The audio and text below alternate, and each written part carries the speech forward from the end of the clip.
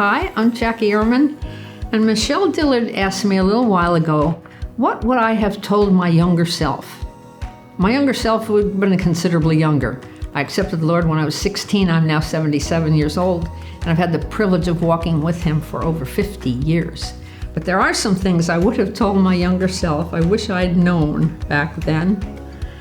One of them is about the difficult people in my life and in your life.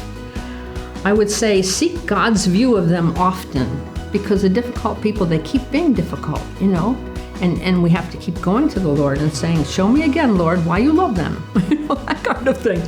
But so pray for them. I found when I tend to judge people quickly. When I do that, the Lord will pull me up short and say, you get to know them. So I'll start praying for them, and that always helps. I can't dislike them if I'm praying for them. So pray for them, talk them over with God, and then listen for His answer. And then the word that He sends you, or you recall, He'll advise you, as you listen. And look at the context when He gives you a verse. It's always good to look at the context. Okay. So basically the Lord said, you're difficult people, Jackie, I send them on purpose. Love them, serve them, be patient, and see where God is leading. But I always I'm constantly seeking Him on this, because naturally I'm not one who is all warm and cozy right away with everybody. So, all right, and I would also tell my younger self, read the Bible through every year. And if you find a plan you like, stick with it for a couple, 3 years until the Lord moves you on. But there's so many good plans out there. And you learn so much by getting the whole picture of God's love for us. Oh, and date everything. I mean everything. Your sermon notes, the notes that you take in your journal, the notes you just write real quick, date them. Because when you go back, it's wonderful to see how God has led you and fed you. And you can say, wow, Lord, I have grown. I mean, we don't doubt that He's going to grow us, but we doubt that we can. We don't doubt Him, we doubt us. Anyway. But yes, it is wonderful to read that. Even notes from books you've read. I tend to do a lot of note-taking when I read some books, so that's good.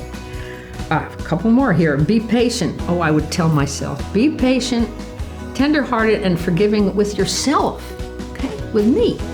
Apply John 1:9 often. And you know the verse. When we confess our sins, He is faithful, and He is just, and He cleanses and forgives. God really loves me, I'd remind myself. And He is patient, and He knows I'm going to come forth as gold. He knows the end. I don't, but I can certainly trust Him with that. So, yeah, be patient with yourself.